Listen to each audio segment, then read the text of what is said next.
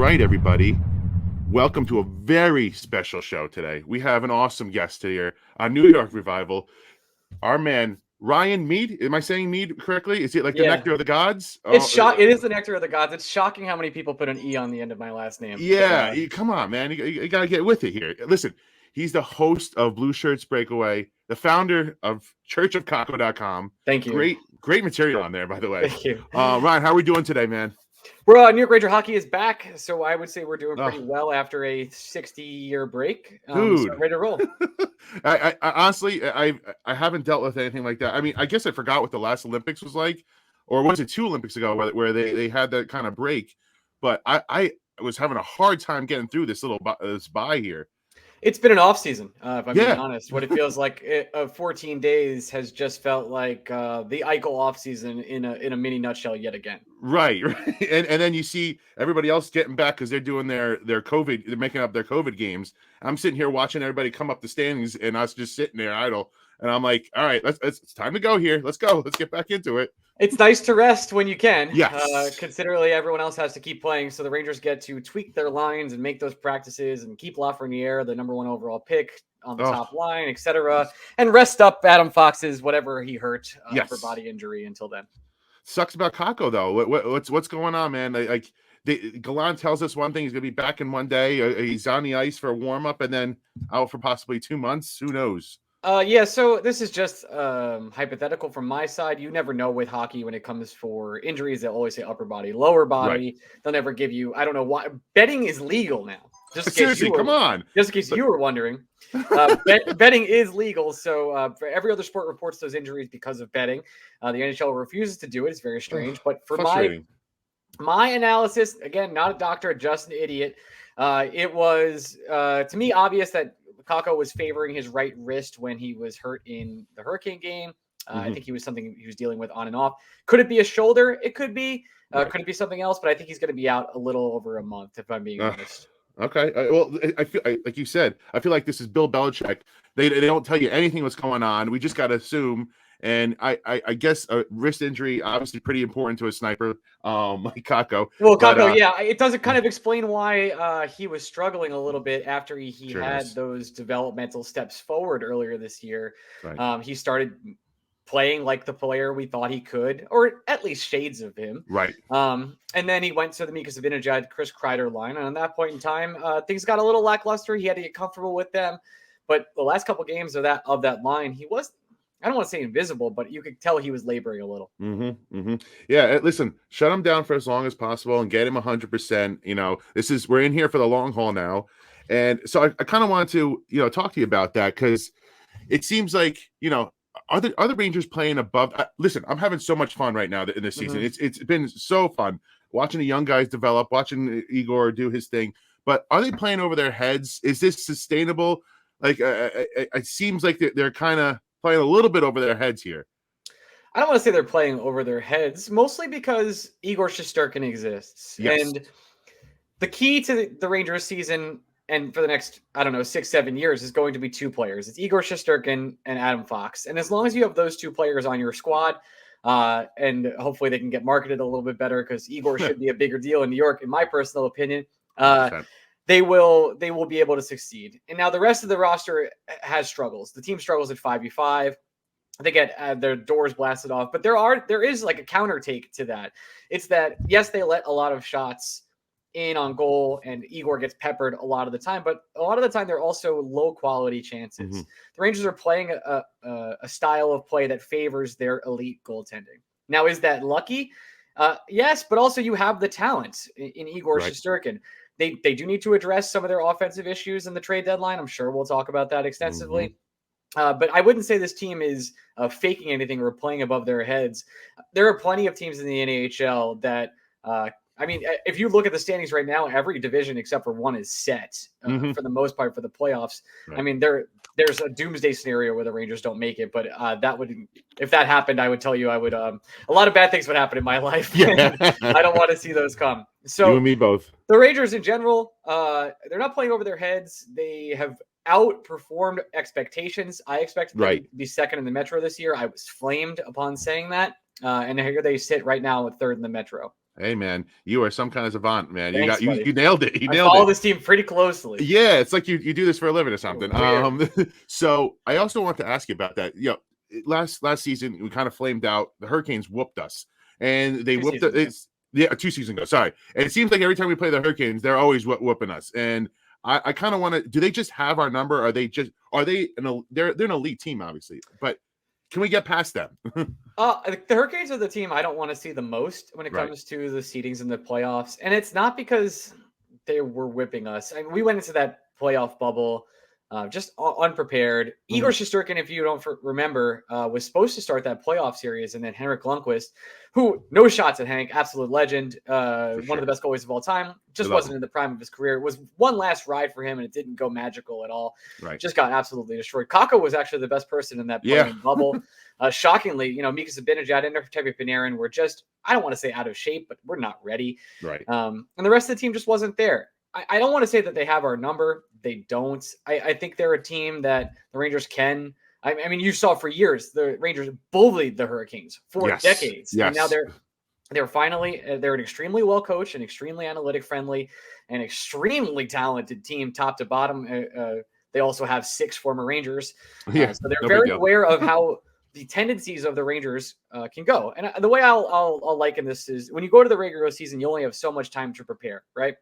And those 6 players that are former Rangers know those Ranger players pretty well. True. So they don't need to do this film study they know what they like to do. The adjustment is there. They can make that quickly. But when it comes to a 7-game series, you can counterpunch and you can counterplay. So I do think the Rangers have a chance against anybody in the Metro when it comes because of Igor Shesterkin, because of the counterplay, because of the coaching, because of the new grit style that Gallant has put into into play. But I am scared of the Hurricanes of the Metro matchups. I would like to see them least first round. Right, fair. And at first it seemed like they were having troubles with all the big boys, but then recently they've been taking on them all the big boys and having no troubles really. They're hanging in every game, so I love to see that progress out of them. It seems like they are maturing, and there's guys on this team like even Panarin. And there's some of the other guys that don't seem to be playing quite up to their potential, which in my opinion is a good thing. Not that they're not up to their potential, but there's more room there to grow, which from a lot of people, from Lafreniere to Kakko to Panarin, so I'm pretty excited about this run here that they're going to go on. Now, what's a reasonable expectation for us fans right now? Is it cup or bust? No, obviously not, but like, how excited should we be right here? Like, tell us. Calm me down. Walk me off the ledge here because I'm psyched. I think you should be excited. It's been 5 years since the Rangers did anything substantial. I remember sitting in the dark by myself after the Ottawa series game, just wondering how did we lose against the Ottawa Senators, who then went on to take the Pittsburgh Penguins to 7 games in a fun way. And it's okay to be excited. This is the best team in New York sports right now. I know I'm on a revival show. Yes. The Knicks are a mess. The Mets are the Mets, no matter who they spend money for. Facts. The Yankees have had an interesting offseason, and I know a lot of Yankee fans would come on and say the Yankees are the best team, and you probably have a good case for that. But there's bad juju around the Yankees, in my opinion, right now. And the Jets and Giants are a joke. So when it comes to hockey. And New York sports, the Rangers are the best team in the metro area right now. They're the most fun. They have a lot of talent, a lot of great players, and they're going to be in any series. Could they lose in the first round? Like, yeah, of course. But to say like, there's no team I'm scared of. Right. I'm afraid of the Hurricanes, but do I think the Rangers could win? Yes, especially in the East. That's the funny part. There are a couple Western teams I wouldn't want to face at all. Yes. Like, I hope the Colorado Avalanche and the Vegas Golden Knights eliminate each other very early, because those are 2 teams I would not want to mess with. But when it comes to the East, like if you look at the playoffs are locked in. Let's be honest. There's 8 teams already there. Now it's just about seeding. The Rangers have proven they can beat Florida. Tampa is on. It's so hard to win 3 years in a row. Like they have to be a little worn out. Would I put it past them? No, it's Tampa. They're amazing. The Leafs have to prove they can get out of the first round. The Bruins are a mess right now. Their goaltender just retired. Obviously, the suspension with Marchand. And then it comes to the Hurricanes. They have a lot of work to do, and they have to prove themselves in the postseason. I would love to play the Capitals. I think we have their number. Same. And I know a couple Penguins fans who do not want to see the Rangers in the first round, mostly because our style beats theirs. So when you look at that Eastern squad, I don't see a reason why this team can't make it to the Eastern Conference Finals. Now, once you get there, I have no idea. Yeah, I mean, I have listen, no clue. It's the fate of the hockey gods at that point. yeah. You just have to hope You want to and get hope. there, just get there. That's Just and get then there. But Igor doesn't lose. He's lost like I don't know, like 43 times since 2015. Like, right. he's never Stupid. It's a dumb stat, but it's true. Yeah, it really the is. guy just does not lose. He finds ways to win games, and we've never seen him in a 7-game playoff series, and this will be the first time we do that. Right. And you know, it's we've seen this formula work for the Rangers before. Hank has carried us way too far sometimes just on his shoulders. And So, he didn't have the offensive ability that the Rangers have Right. now in front of him. Mhm. Or defensive ability. Facts, No yes. no shots at Mark Stahl, no shots at Girardi, but they didn't have the offensive firepower that the Rangers D-core has now. Those were gritty guys. Those were defenders, stay-at-home guys. They got guys now that could actually put the puck in the net, like you said, move the puck. Oh man, Fox is just unreal. Adam Fox is better than Ryan McDonough's ever been. And I know Ryan McDonough has a cup, and he was a great defender, and he probably got snubbed on a lot of Norris ballots because he didn't score points. Right. There's nothing, and he was a captain. I'm nothing against Ryan McDonough. Just Adam Fox is another level. He's a generational player, and I'm okay with saying that. Phenomenal, man. Phenomenal. And, you know, you still seeing growth out of Miller. You know, he's getting there. Trouba's been solid this season. There's some, I mean, I like Schneider. I'm really liking Schneider. He's been a nice young shot in the arm for the defense. Sure. Good. I think Schneider goes up and down. That's my personal opinion. Right. And Jones, I guess he's going to be in the mix. All these guys. We'll see. Yeah, right. But I'm talking injury wise. They have a nice little pipeline here in case people get hurt. Case you know some of these young guys. On the defensive side, yes. On the offensive side, not so much. No. Well, and that brings me to my next question that we have to talk about: trade deadline. What's it look like for you? 2 trades. I feel like the 3 pieces away here. I don't know if you agree with me, but I'm a 2-piece guy. Yeah, fair. And the more I look at the trade deadline, the more it gets a little bit of wishy-washy. And the reason I say that is because a lot of the top targets I don't think are going to move. There's a player named Tomas Hertl out in San Jose. He's a perfect fit for the New York Rangers. He'd have to waive his new movement contract. He has 3 teams he can choose. I think they're going to extend him. Joe Pavelski's out in Dallas. I think he'll have, if he doesn't move, he'll have an incredible bidding war that I don't think Chris Drury will want to pay for. And I also think Chris Drury is favoring term. I've seen a lot of JT Miller talk over the former Ranger over the past week. I've never really bought that. I think they got rid of him for a reason. I think he was a throw-in a trade because of bad locker room chemistry, etc. And listen, JT Miller is a hell of a hockey player. As a guy, if you can get him to retain salary and have him as your second or third line center while re-signing Strome next year, I mean, then you're really cooking. There's no doubt about it. But I think Chris Drury is going to look for the best deal possible. I think Lehkonen out in Montreal is a name you can look at. A really nice bottom 6, heavily defensive player. And my honest prediction is that Jacob Chychrun, the left-handed defenseman from Arizona, is a name that the Rangers made an offer for. I think it was refused, and it was an initial offer. I think they circle back and try and get Chychrun and Kessel, and then maybe make a trade for Lehkonen and get those 3 players and try and make a run. Kessel, no one else can fit Kessel right now. I don't care what you think about Phil Kessel. If he's old, if he's washed, he could shoot the puck, and he's a guy who's done it before, and they have no right wingers right now, at all. Yeah. And to get him, he's in Russia though. The guy we need is probably in Russia. He's never coming back. So Vitaly Nope. Kravtsov is not coming back. I don't care what anybody says. I'd bet a lot of money that he doesn't play it for the Rangers again. And that relationship, does he make it past this deadline? Does he go at this deadline? He goes at the deadline. Yeah, absolutely. Yeah. I think like a good ship. I think both sides are working very hard to try and find a solution to move on. I think Kravtsov wants to be in the NHL. I don't think there's a doubt about that. He obviously feels slighted and hates the Rangers organization and brass, probably for good reason. But also in a situation where you're an adult versus a teenager, you have to be the adult. Chris Drury was not like that, but Chris Drury is also trying to protect his culture, which is if you don't want to be here, I don't care. That's it. I only want guys who want to be there. So there is a hashtag both sides kind of situation. Where both sides are right, both sides are wrong. But when it comes to taking your first overall top 10 assets, I would say that's a bad look for some teams. Right. And so I'm wondering what a trade looks like for a Vitaly Kravtsov and a Lindqvist. Like, what kind of player does that get you back? You know, somebody under control past this year. Oh, man. So many people will tell you dumb things, and I've never seen. There's been, like I said, there's been a lot of JT Miller talk, and I haven't seen this much animosity between Vancouver and New York Ranger fans since 1994. And no one could agree. I think the Ranger fans would say no to doing a package of a first Kravtsov and Niels Lundqvist for JT Miller if no salary was retained. And a lot of Vancouver fans laugh at that offer. They're like, that's the stupidest offer I've ever seen. Miller's worth so much more. So I don't know what that package is going to get you, but I know that for the most part, Chris Drury has told everyone that those 3 pieces are available. Right. Okay, that makes sense. Yeah. So I guess we can kind of agree. So we need someone that could win faceoffs. We need some grit. We need another right winger. The person who can win faceoffs is Morgan Barron. He's on your team. Ooh, okay. I love to see that, man. I love to see him on that. So 4th line, is that his best fit? Barron can play the anywhere. 3rd line. He's fine. He's a rookie. He's a low late draft asset. He's big boy. He's been solid. I don't want to say he's the solution. Excuse me, because he's not. But if you're looking for just like a face-off specialist, I mean, he could be there. Goodrow's a face-off specialist. Okay. It's one of the reasons they brought him in. He's been in big games, big moments, cups, etc. Veteran leadership. Right.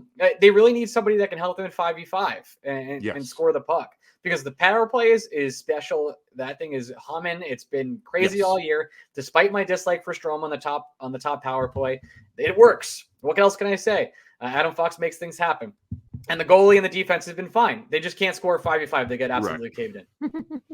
It seems like, again, and that's what I was talking about, sustainable. It seems like they're getting by on special teams, great goaltending, and I don't know how far that's going to take, because I feel like there's a couple pieces that could be added that takes them to that next level, and that's what I'm hoping for at the deadline. I want that 3rd pairing defenseman, that veteran, a winger like a St. Louis in Kessel that can come here and just score important goals, and I feel like that's what they're missing. I think you'll see the Rangers poke around and Mark Giordano out in Seattle. I think the price will be too much for them personally. Maybe they'll go for like another veteran defenseman. They have Patrick Nemeth, but he's going through personal issues currently. The coach said he had 4 good practices and wouldn't answer if he was physically fit. I don't want to speculate on what's going on with him. It could be personal issues. I have no idea, but he's not performed up to what they believed that veteran defenseman could be this year. So I would like to see a Jones Schneider pairing. I think all Ranger fans would like to see that kind of rookie, fun, energy pairing. I think Jones is a spectacular talent who has some good offensive upside, and Schneider, as you said, can play physical and has, for 19 years old, has handled the NHL as best you can at 19-year-olds, especially playing on defense, even against lesser talent on the 3rd lines of other teams. That brings us to the next point of shopping for a veteran. I don't want them to go out to get a Chara. I don't want them to go out and get like anyone who's washed. I think Drury kind of has that in him. He could do it. But I think the 2 pieces they'll try and bring in is definitely a right winger. I think they'll explore a Chychrun. And what you got to really look for is anybody with term or length is someone Chris Drury is trying to get. I don't think he wants to trade these assets for rentals. I know he knows this team is ahead of schedule. You can't waste a year of Igor and Adam Fox's prime. It's a crime to do it. Same thing with Artemi Panarin and Mika Zibanejad. Those are 2 players who are aging out of their primes. Right. And to waste those years is a problem. But they also want length. They want someone with 2 or 3 years of control. And there's not a lot of those guys out there, which is why they're so heavily linked to JT Miller. Gotcha. Okay. Hey, that's all good stuff right there. Now, tell me this. Why has Kreider not been given the C yet? Is he going to come out on the ice one day and just rock that C and just everybody explodes? Or is this a fairy tale that I'm making up here? I have a lot of theories on this. We try not to talk about Captaincy on our show that much because we feel like it's just like fake drama. It is. But we're doing this for the people here. I understand. I get it. I talk about it all the time. I think Chris Kreider has been the captain of this team for years. Yeah. I think one of the reasons he wasn't made the captain is because the players decided that they didn't want to have a captain. Chris Kreider, if you look at him in any single interview, he never gives credit to himself. He hates giving credit to himself, despite the amount of fire he's been on this year. He's never had a sustained run like this. He's been one of the best players in the league, obviously. Unbelievable. And a net front presence that we haven't seen on this team in a very, very long time. He is the captain to me. I think the Rangers didn't give him the captaincy because it eventually will go to Adam Fox pretty quickly. I think also that when you talk about the future cap crunch for the New York Rangers, there are only 2 players that can be traded in 2024. And those players are Jacob Trouba and Chris Kreider. And Chris Kreider, please maybe don't say that. I'm just giving you the facts of what could happen. Those are the 2 players. If you want to move up money, that you have to do something else. Those are the 2 players you'd move in 2024 because both those contracts become a limited no move instead of full no move. So that was my theory as to why they never gave him the C. But to me, he's been the captain of this team for a couple of years now. Absolutely. I mean, and how unprecedented is this, man? Like a guy that's he could never crack that 30 goal mark, but always had that skill and always had that ability to sit in front of the net. Now he just like snaps his finger, and he's on his a pace for what 50 something goals here. Like, Yeah, it's so wild. something to say about Chris Kreider is, and I'm crossing my fingers here, and I don't want to jinx tonight's performance in any way, but he's always had some sort of lingering injuries. He's had blood clots, he's had back issues that weren't reported. There's always been something going on with Chris Kreider, and this year he's been able to kind of free himself up and do what he does best. I think Gallant has opened that part of his game up and said, I don't want you to do anything fancy, just sit in front of the net and do what you do best. And he's taken that to heart. He's one of the best tippers in the league, as you can clearly see. It's a talent for him, and not for nothing, but he's never had guys like Adam Fox giving him the puck where he's tipping them in. It's just never happened like that. So he has an incredible chemistry with Mika Zibanejad. He has a Norris winning defenseman with insanely offensive upside, and Adam Fox giving him the pucks in perfect places. And that's why that's never really happened for him before. There's been a lot of injuries. There's been a lot of streakiness, but everything's come together this year for Chris Kreider. Makes sense. Yeah, I mean, it's been so awesome to watch, man. We all Ranger fans loved him as soon as he came on the scene during that playoff run. And been my favorite Ranger for a long time. Oh yeah, absolutely. I just feel like if they ever if he just unannounced came out that C, the roof would explode, and we'd see a freaking energy that we haven't seen in forever. But that energy is going to be there at MSG anyway. This postseason, it's going to be awesome. I'm looking forward to it. Now, one last question here: how much of this turnaround, or what they're doing right now, the Rangers? How much is it Gallant? Sorry. Yeah. What could you attribute to him making these changes, or how is this happening? Gallant has definitely changed the attitude around the team. I don't want to say that his strategies or the way he does his X's and O's has really changed the philosophy of the squad, because I think he's made a lot of David Quinian decisions when it comes to lineup changes. For example, like Libor Hayek still plays a lot. Greg McKegg is still in the lineup. I love Ryan Reeves, but he plays every night. Rooney's been a lot worse this year than he was before. He's still playing all the time. So there are a lot of like David Quinn-esque lineup decisions. But the culture around the team has clearly changed. It's a guy, it's clearly someone that the players respect, and he knows that he's a player's coach through and through. I can't find anybody to find anything bad about Gallant, say anything bad about Gallant. And trust me, I tried. I called people in Vegas. I called people in Florida. He was kicked out of both organizations. And the reason he was kicked out of both organizations for the most part is because he's so player centric and he won't change his ways. Gotcha. He sticks to his guns. And you'll see that with Libor Hayek. You'll see that with Greg McKegg. But he will not take those guys out. He loves them, and he will protect his guys through and through. That's why he'll lie straight to the media as he goes through. But the players really respect that and love that. And you could see Ryan Reeves does provide a lot of off-the-ice enthusiasm and culture building. And the locker room is really good this year. It seems like this team loves each other, loves playing with each other, and has a lot of fun. That's really been a big difference in these games. But the real reason for the success of this team, not to bring it back full circle, is Igor Shesterkin. If Igor Shesterkin wasn't playing the way he was, we wouldn't be talking about Gallant the way we are. He's a tremendous coach. He's done very well with the squad. I think he's had some questionable decisions. I think he's had some questionable line decisions, and he's done the best with what he has. But the real reason this team performs is because Igor Shesterkin is the best goalie in the league. Chances he wins the Vezina? I would say 90%. I don't see really I don't see a situation where he doesn't win. He'd have to really get injured and fall off for these next couple of weeks, and I don't see that. He's on another level right now. It's so fun to watch. I mean, as Ranger fans, we're so spoiled, man, watching Lundqvist and going straight to everybody makes that tweet. Everybody. It's so stupid. And I have family that are Flyers fans, and they're just like, I give up, man. You guys somehow just walk right into another special goalie. It's like Favre to Rodgers. I was at a Flyers game a couple weeks ago. I live in Philadelphia. Don't boo me. Yeah. And hey. I married into a Philadelphia family, so I totally get it. And it was a Rangers home game. It really was. It was all Ranger fans, and most of the Flyers fans that were there were just booing. They're depressed out there and just killing the team absolutely. And I don't know why Sean Couturier, he is having back surgery now, and they just signed him for like 7 more years. So shocking. Gonna have a real hard time there in Philadelphia for a long time.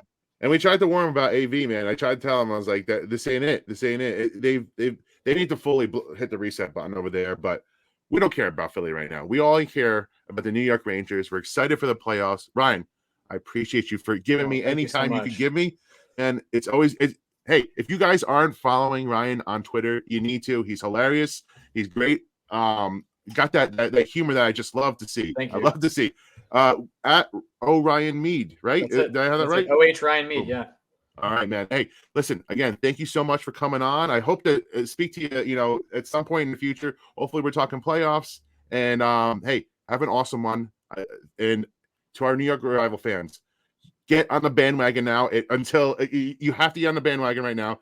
This is a long-term thing for the Rangers, and we have nothing else in New York. It's never been a better time to be a Ranger fan. If you want to have some fun and excitement, yes, there is some suffering, of course, that you will go through. But yes, in terms of New York sports, if you're a New York sports fan, the Knicks are a disaster, and I wish they were better. I wish I could go on and say I love the Knicks. I don't.